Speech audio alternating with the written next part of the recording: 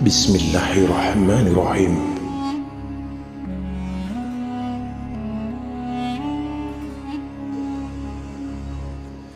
Nabi Sulaiman memiliki ayah yang juga seorang nabi, yakni Nabi Daud. Keduanya adalah manusia-manusia yang sangat dicintai oleh Allah Subhanahu wa Ta'ala. Berkat kecerdasannya, Nabi Sulaiman kemudian menjadi penerus kerajaan ayahnya. Selain itu, beliau juga mewarisi sikap bijaksana dari Nabi Daud.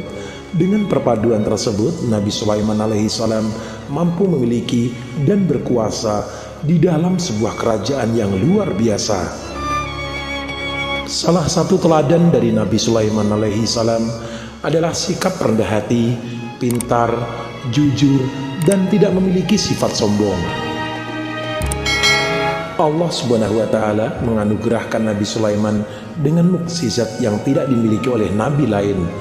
Nabi Sulaiman alaihissalam bisa mengerti dan berkomunikasi dengan semua jenis binatang, dan dia bisa memerintah angin.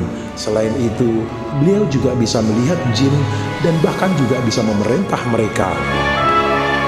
Salah satu kisah Nabi Sulaiman alaihissalam terkait dengan mukjizatnya ini adalah saat beliau beserta pasukannya yang terdiri dari jin, manusia, dan burung-burung sedang berbaris melalui sebuah lembah. Ternyata lembah itu adalah rumah bagi banyak semut. Melihat pasukan yang hebat ini, satu semut berkata kepada yang lain, "Bersembunyi di rumahmu sebelum Sulaiman dan pasukannya menghancurkanmu di bawah kaki mereka." Karena mukjizatnya itu, Nabi Sulaiman alaihissalam mengerti apa yang dikatakan semut. Dia tersenyum pada dirinya sendiri dan berterima kasih kepada Allah Subhanahu wa Ta'ala untuk semua mukjizat yang diberikan kepadanya. Kemudian dia memerintahkan kepada seluruh pasukannya untuk berhati-hati saat melangkah, karena itu adalah ladang penuh semut. Seperti kisah yang tertulis dalam Al-Quran, Nabi Sulaiman dan pasukannya yang terdiri dari manusia, jin, dan burung datang ke lembah semut. Seekor semut berkata, "Hai semut, masuklah ke tempat tinggalmu, agar kamu tidak dihancurkan oleh Sulaiman dan tentaranya sementara mereka tidak menyadarinya."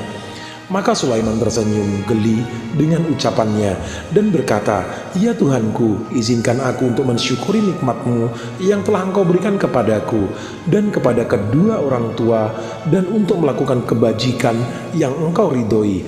Dan masukkan aku dengan rahmat-Mu ke dalam jajaran hamba-hamba-Mu yang soleh."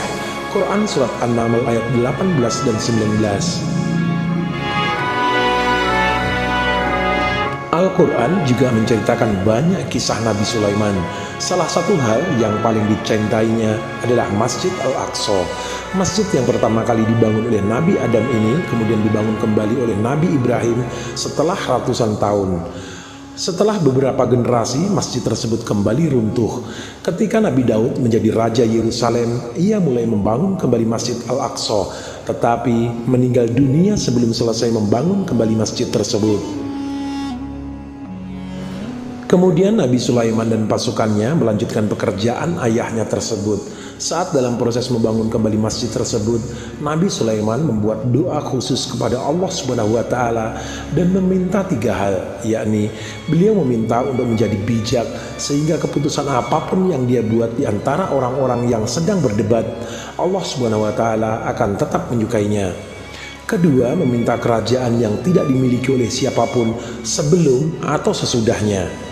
Yang ketiga, meminta kepada Allah Subhanahu wa Ta'ala untuk mengampuni dosa siapapun yang mengunjungi Masjid Al-Aqsa dan menjadikannya seorang semurni saat hari seseorang itu dilahirkan. Saat memperhatikan proyek perbaikan tersebut, ternyata Nabi Sulaiman meninggal dunia. Beliau dalam posisi duduk sambil memegang tongkatnya. Para jin yang takut pada Nabi Sulaiman sangat fokus pada bangunan itu ketika Allah Subhanahu wa Ta'ala memutuskan untuk mengambil nyawa Nabi Sulaiman alaihissalam. Tidak ada yang menyadarinya sampai beberapa hari kemudian semut lapar mulai menggigiti tongkat kayunya. Kemudian tongkat itu patah dan tubuh Nabi Sulaiman yang bersandar di atasnya pun jatuh ke lantai. Orang-orang berlari ke arah Nabi mereka dan segera menyadari bahwa dia telah lama meninggal. Bahkan hal ini juga tidak diketahui oleh bangsa jin. Dan ketika kami menetapkan kematian Sulaiman, tak ada yang menunjukkan kepada jin kematiannya, kecuali makhluk bumi yang memakan tongkatnya. Tetapi ketika dia jatuh, menjadi jelas bagi para jin bahwa jika mereka mengetahui yang gaib, mereka tidak akan tetap berada di dalam hukuman yang menghinakan. Quran Surat Saba ayat 14. Kisah lain saat Nabi Sulaiman alaihi salam dalam perjalanan ke Yaman. Nabi Sulaiman begitu terkesima melihat mekanisme penyaluran air yang luar biasa di Yaman. Dia ingin meniru sistem ini di tanahnya sendiri, tetapi tahu bahwa mereka tidak memiliki mata air yang cukup. Oleh karena itu, beliau mencari burung hudhud yang memiliki kemampuan untuk mendeteksi air di bawah tanah. Tapi burung itu tidak terlihat. Kenapa aku tidak melihat burung hudhud? Aku pasti akan menghukumnya dengan siksaan yang berat, kecuali dia memberiku alasan yang jelas, seru Nabi Sulaiman. Tak lama kemudian, Hudhud datang dengan berita bagus. Dia berkata bahwa dirinya menemukan seorang ratu yang memiliki singgasana yang besar. Namun Hudhud melihat mereka menyembah matahari dan bukan Allah Subhanahu wa Ta'ala. Nabi Sulaiman berkata, "Kami akan melihat apakah kamu benar atau termasuk pendusta. Ambillah suratku ini dan kirimkan kepada mereka. Kemudian tinggalkan mereka dan lihat jawaban apa yang akan mereka kembalikan." Quran Surat An-Naml ayat 27 dan 28. Isi surat Nabi Sulaiman adalah sebagai berikut. Dengan nama Allah yang Maha Pemurah lagi Maha Penyayang, jadilah kamu seseorang yang tidak ditinggikan terhadap saya, tetapi datanglah kepada saya sebagai muslim. Ratu Bilqis kemudian segera memanggil penasihatnya, dan hal tersebut diketahui oleh burung hudhud.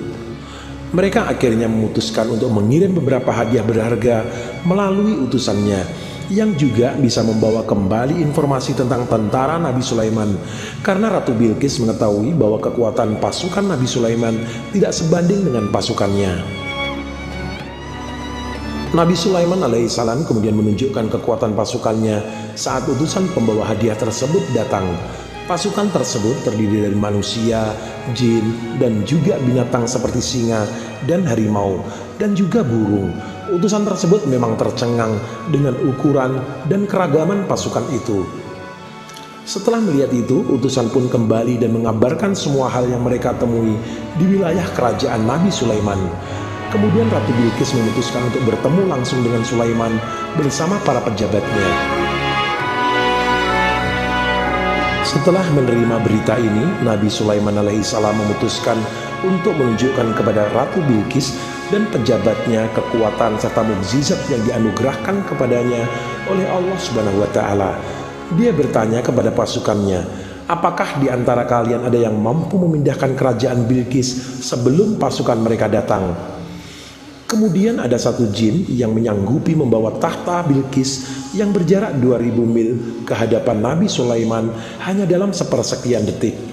Sulaiman sendiri pun kagum dengan keajaiban yang diberikan oleh Allah Subhanahu wa Ta'ala kepadanya dan sangat memuji Tuhannya. Dia kemudian memerintahkan jin itu untuk membangun istana dengan lantai yang terbuat dari kaca tipis tapi kokoh.